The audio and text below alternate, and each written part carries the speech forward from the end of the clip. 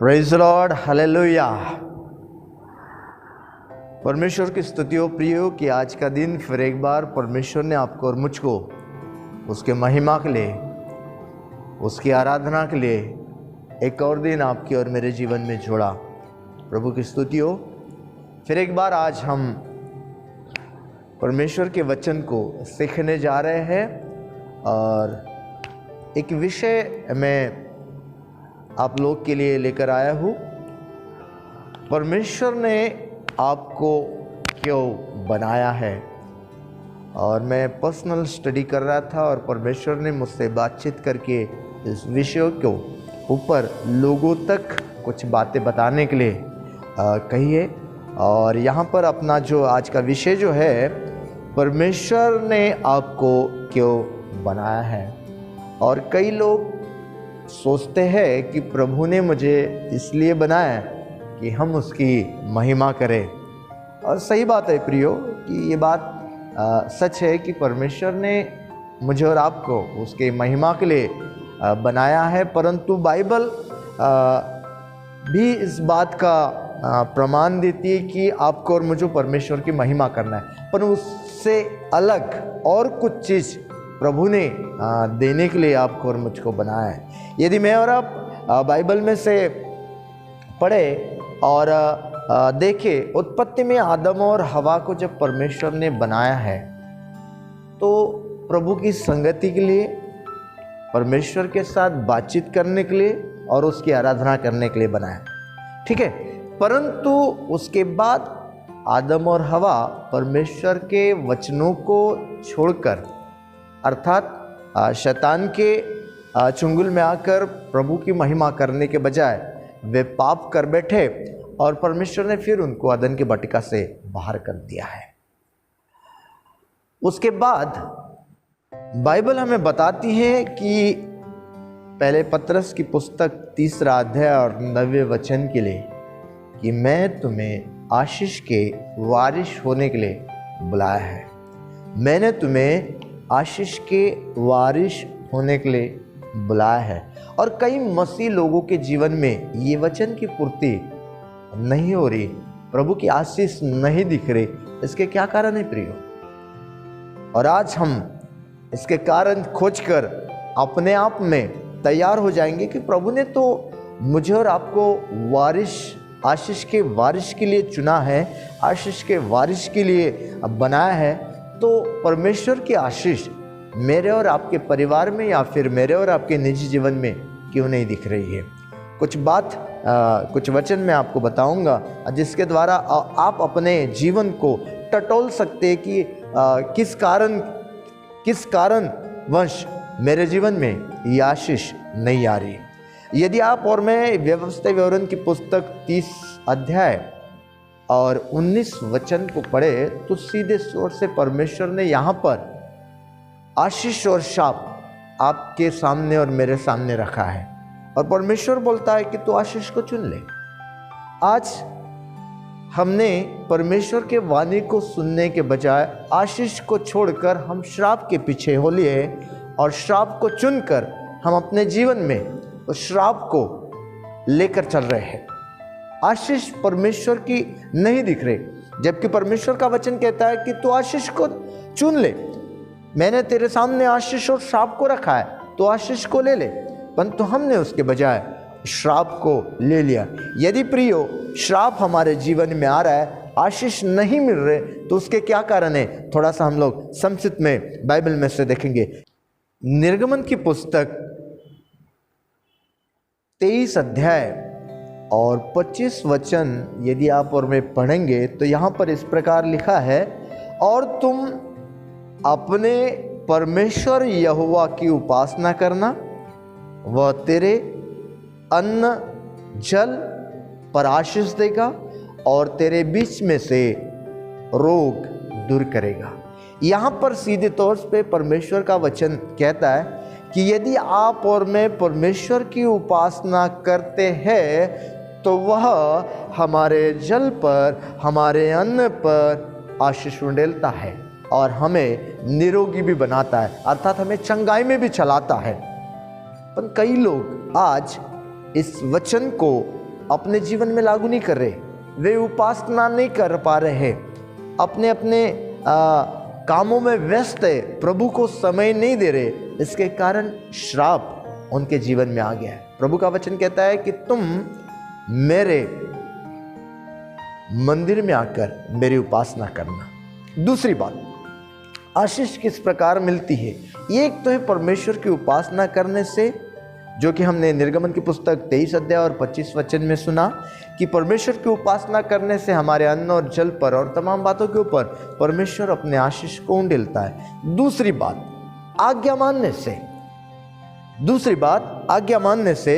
और बाइबल में से आप और मैं यदि पढ़े व्यवस्था विवरण की पुस्तक 11 अध्याय 27 वचन, और यहाँ पर इस प्रकार लिखा है, अर्थात यदि तुम अपने परमेश्वर यहोवा की इन आज्ञाओं को जो मैंने आज तुम्हें सुनाता हो मानो तो तुम पर आशीष होगी।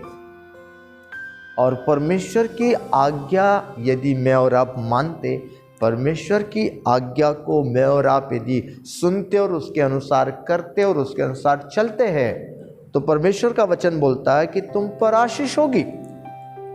आशीष नहीं मिलने के कारण यह है कि मैं और आप परमेश्वर की आज्ञाओं पर नहीं चल रहे, मैं और आप परमेश्वर की आज्ञा नहीं मान रहे। अब सवाल यह है कि परमेश्वर की आज्ञा क्या है? निर्गमन की पुस्तक 20 और 3 से यदि हम पढ़े तो यहां पर 10 आज्ञा परमेश्वर ने दी है, और 10 आज्ञा यदि मैं और आप मानते हैं, 10 आज्ञा यदि मैं और आप उसके ऊपर चलते हैं, तो मेरा परमेश्वर कहता है कि मैं तुम्हें आशीष दूंगा। प्रियो, आशीष कैसे मिलती है? हम देख रहे हैं कि उसकी उपासना करने से, उसकी आज्ञा मानने से, और तीसरा जो है परमेश्वर का भय मानने से। यदि मैं और आप परमेश्वर का भय मानते हैं तो परमेश्वर की आशीष आपके और मेरे जीवन में बनी रहती है। अब परमेश्वर का भय क्या है? पढ़ेंगे भजन संहिता की पुस्तक 128 अध्याय और 4 वचन। इसमें केवल 6 वचन है, और 4 वचन में इस प्रकार लिखा है, सुन, जो पुरुष यहोवा का भय मानता है, सुन, जो पुरुष यहोवा का भय मानता है, वह ऐसी आशीष पाएगा। बाइबल सीधे तौर से मनुष्य की ओर इशारा कर रही है कि सुन, जो पुरुष यहोवा का भय मानता है वो आशीष पाएगा। आज मुझे और आपको परमेश्वर का भय मानना है, तभी परमेश्वर की आशीष मेरे और आपके जीवन में बनी रहेगी। ये कैसी आशीष है जो परमेश्वर भय मानने के द्वारा देना चाहता है? यदि आप और मैं भजन संहिता की पुस्तक 34 अध्याय, यहाँ पर लिखा है भजन संहिता 34 4 से आगे, मैं यहोवा के पास गया तब उसने मेरी सुन ली और मुझे पूरी रीति से निर्भय किया। उन्होंने उसकी ओर दृष्टि की, उन्होंने ज्योति पाई। जिन्होंने उसकी ओर दृष्टि की उन्होंने ज्योति पाई और उनका मुंह कभी काला नहीं हुआ। अर्थात परमेश्वर आपके और मेरे कामों को सफल करेगा। आगे लिखा है, यहोवा के डरवैयों के और चारों ओर उसका दूत छावनी किए हुए उन्हें बचाता है।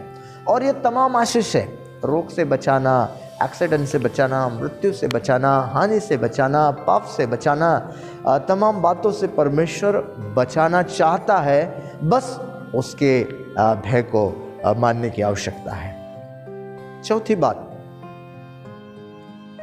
परमेश्वर की आशीष कैसे मिलती है, उसमें हमने देखा पहली बात उपासना करने से, दूसरी आज्ञा मानने से, तीसरा है परमेश्वर का भय मानने से, और चौथा है देने से आशीष मिलती है। हालेलुया।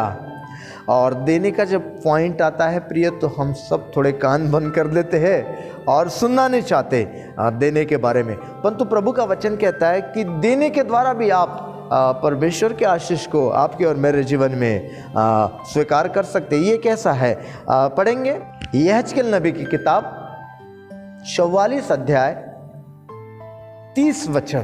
तो यहाँ पर इस प्रकार परमेश्वर का वचन कहता है, और सब प्रकार की सबसे पहली उपज और सब प्रकार की उठाई हुई वस्तु जो तुम उठाकर चढ़ाओ, याजकों को मिला करे, और नए अन्न का पहला गूंदा हुआ आटा भी याजक को दिया करना, जिससे तुम लोगों के घर में आशीष होगी।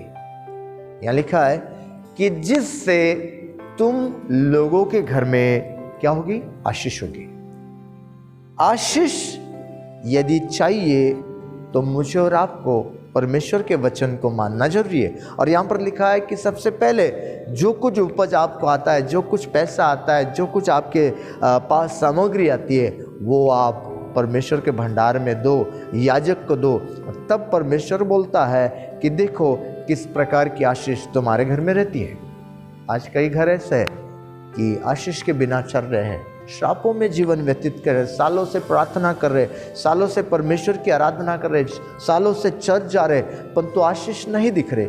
इसका कारण ये है प्रियो कि मैं और आप कहीं ना कहीं परमेश्वर के वचन को अपने जीवन में लागू नहीं कर रहे। यदि आज आप परमेश्वर के वचन को अपने जीवन में लागू करोगे तो ये जो मैं आशीष आपको बता रहा हूँ, ये परमेश्वर डेफिनेट आपको अब देने वाला है। और अंतिम बात हम देखेंगे कि 5वीं बात कि क्या करने से मुझे और आपको आशीष मिलेगी।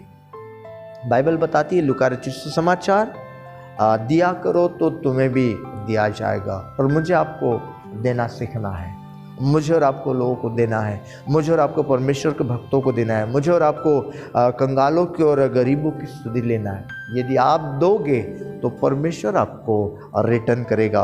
और मैंने एक वचन में पढ़ा है कि परमेश्वर को यदि हम कंगालों पर दया करते तो प्रभु को उधार दे रहे, प्रभु को उधार दे रहे। और परमेश्वर उधार जो है आपको आज नहीं कल वापस करेगा। उधार का अर्थ ये होता है कि मेरा पैसा और आपका पैसा उसको हम नहीं दे रहे, केवल कुछ दिन के लिए दे रहे, उसके पश्चात वो आपको और मुझको वापस करेंगे। आज निर्णय करेंगे प्रियो, यदि आशीष चाहिए तो इन 4-5 बातों को आपको और मुझको मानने की आवश्यकता है। परमेश्वर ने तो आशीष का वारिश होने के लिए आपको और मुझको बुलाया है, परंतु आशीष आपके और मेरे जीवन में नहीं दिख रहे। इसका अर्थ है कहना कि मैं और आप परमेश्वर के वचन को नहीं मान रहे, कहना कि मैं और आप परमेश्वर के वचन को ठुकरा रहे। परंतु यदि आप और मैं परमेश्वर के वचन को मानते हैं तो तमाम प्रकार की आशीष जो मैंने आपको 4-5 बातें बताई वो आपके जीवन में ठहरे रहेगी। निर्णय कीजिए, यदि आपको आशीष चाहिए तो आज मेरे साथ ये प्रार्थना कीजिए, प्रभु जी मैं तेरे वचन को मानना चाहता हूँ, मैं तेरे वचन को ऊपर चलना चाहता हूँ, मैं तेरे वचन के अनुसार मेरे जीवन में वो आशीष को देखना चाहता हूँ जो तूने अपने दास के जरिए अपने वचन में मेरे लिए लिख छोड़ी है। प्रभु आज से मैं तेरे वचन की खातिरदारी करूँगा, आज से मैं देना सीखूंगा, आज से मैं तेरे भय में चलूँगा, और आज से मैं केवल और केवल तेरी महिमा करूँगा। और प्रभु निरंतर और निरंतर मैं तेरे वचनों को अपने जीवन में लेकर परमेश्वर की आराधना में और परमेश्वर की महिमा में जुड़ते जाऊंगा। सारा आदर महिमा आपको देते हैं, यीशु मसीह के नाम से प्रार्थना करता, सुन और कबूल कर पिता, आमीन आमीन। प्रभु आपका